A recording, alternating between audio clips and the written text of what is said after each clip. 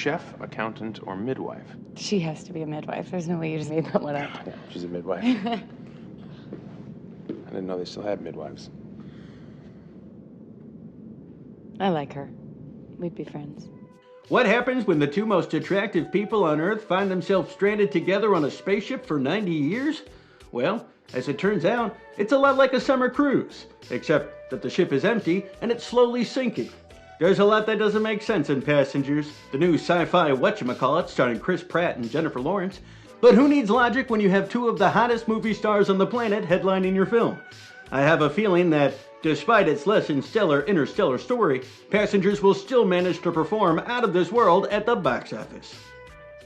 Why did you give up your life on Earth? 120 years space hibernation means you'll never see your family or friends again. You'll wake up in a new century, on a new planet. I guess I just wanted a new world, I don't know, a fresh start. The movie opens on the starship Avalon, 50 years into a 140-year journey to Colony World Homestead 2. It centers on Jim Preston, played by Chris Pratt, a mechanical engineer from Colorado who, due to a mechanical failure aboard the ship, wakes up 90 years too early from hypersleep. Suffering from an intense bout of cabin fever, Jim becomes obsessively infatuated with fellow passenger Aurora Jane, played by Jennifer Lawrence, a journalist still in hibernation, and decides against his better judgment to wake her from hypersleep to cure his lingering loneliness. The thing some guys will do for a girlfriend.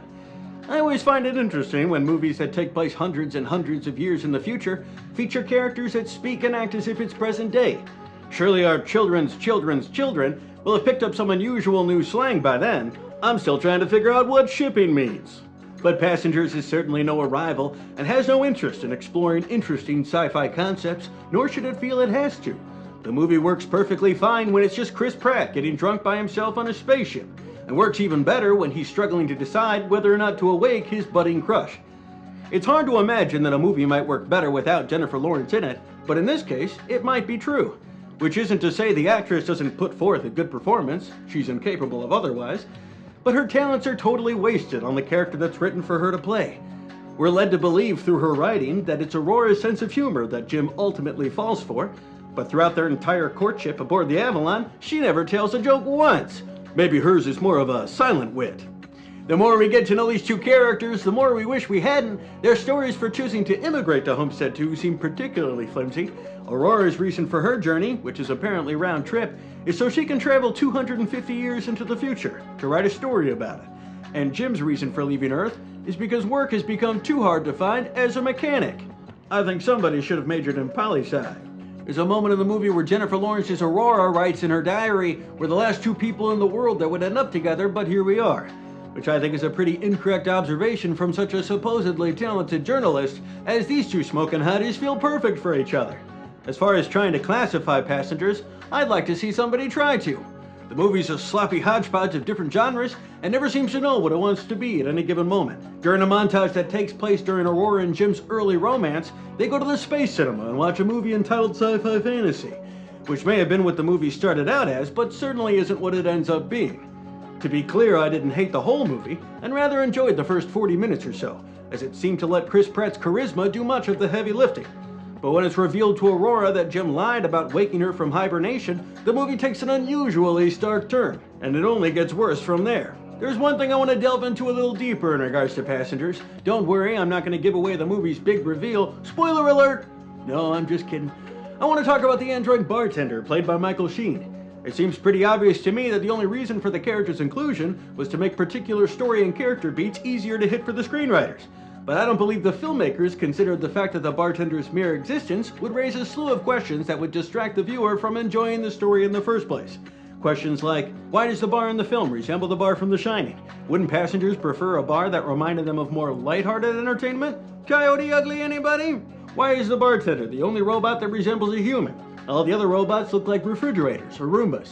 Why is the robot bartender designed with a human upper half and a mechanical lower one?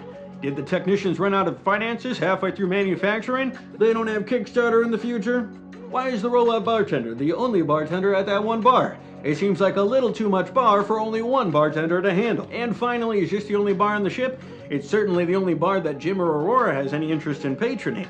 You'd think that during the film's midpoint, when the two are no longer on speaking terms, that instead of acting like the bar's divorced parents and alternating which days the other gets to visit, they just drink in separate bars. For a ship with over 5,000 passengers aboard, it would be pretty silly if this was the only place to wet your whistle. There was a good movie lost somewhere in the development of Passengers, and I think Chris Pratt's Jim sums up what it is best when he says to the mechanical barkeep, say you're stranded on a desert island, and you could wish someone there with you, but you'd also be stranding them on the island as well. Well, if I was stranded on a desert island, and I could wish only one movie with me, you could bet that it wouldn't be this turkey. I'm giving Passengers a D as it fails across the board, but it does so in such spectacular fashion that I'm putting a plus by its side. Until next time, I'm Clifford Yeddes, and this one's in the can. What do we do now? Do you trust me?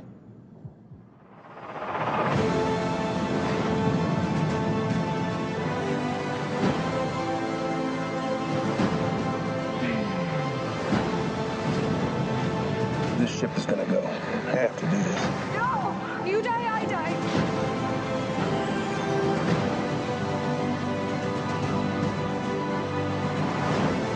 There's something I have to tell you.